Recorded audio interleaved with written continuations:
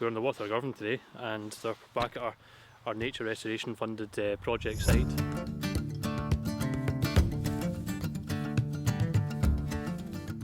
And it's a case of third time lucky. We're planting trees today, and we've had a group of volunteers organised for the last couple of weeks, and due to sort of -8, -10 temperatures, and then 2 named storms coming through in back-to-back days last week, we had to cancel. As you can see, already this morning we have broken ground. We've got trees going in.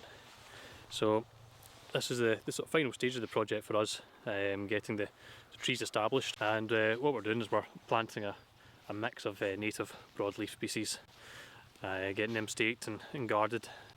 So we're planting species such as crabapple, oaks, a couple of different varieties of oaks, a couple of different varieties of birch as well. This is all going to help bring stability to the riverbanks. It's also going to help shade the river. We're seeing temperatures in adjacent catchments of up to sort of 27 degrees during the summertime, and that's in the sort of very stressful, almost lethal range for juvenile trout and salmon.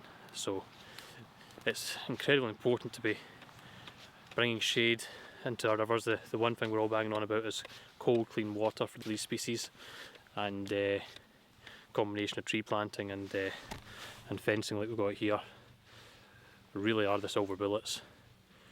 Just wish you could rewind time, go back 30 or 40 years and do all this work that we're doing now then, and we may be in a better position to buffer the impacts of climate change and the rising temperatures, but we're doing our bit now, and that's the important part. Yeah, we're just bolstering up some of the trees you can see here. They were planted a while ago. We're just kind of increasing the density a bit.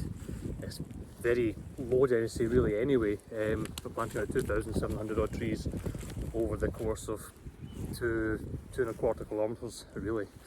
But this is all to the aim of bringing stability to the riverbanks, bringing shade to the riverbanks. There's an existing oak tree, but they're sort of few and far between.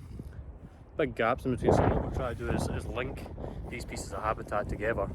So we're not just about the fish species then all of a sudden, it's about mammalian life, it's about the bird life, insect life. So all this is going to work to improve that fairly significantly. The one downside to this is at the moment the fields are saturated. They're very wet, very soggy, so everything we're using we're having to bring in by hand, and it'd be much nicer to put it in the back of a Land Rover or in a trailer and drive it down, but we're just going to churn up fields at the moment, so we just can't afford to do that. So we've got about a half-mile walk into this site at the moment, and that means, you know, all the guards, all the stakes, trees have got to go on our shoulder and be walked in, so we'll be fitter for it. I'm not sure we're particularly grateful that we're getting fitter, but that's just one of the components of these types of projects. It's not all the time you've got easy vehicular access. We were joined earlier in the sort of planting season by a number of volunteers, a good group from the Binnies, and here's the footage from that planting day now. So there's 4 of us here from Binnies UK, using our volunteer day that we get every year to come down here and help out with the tree planting.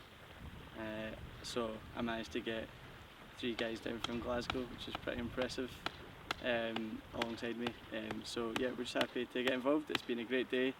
The weather has been kind to us, and everyone part of it was really kind, and it was really good to get everybody involved. So I'm sure we will be back.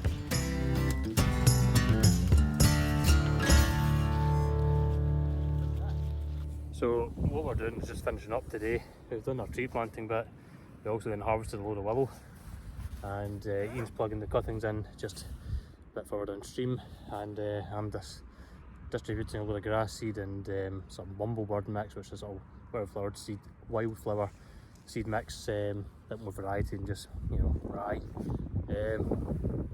onto this bit of eroding bank here, and that's just to try and get some roots established over this bare soil, and we're just flooding it now with the willow cuttings.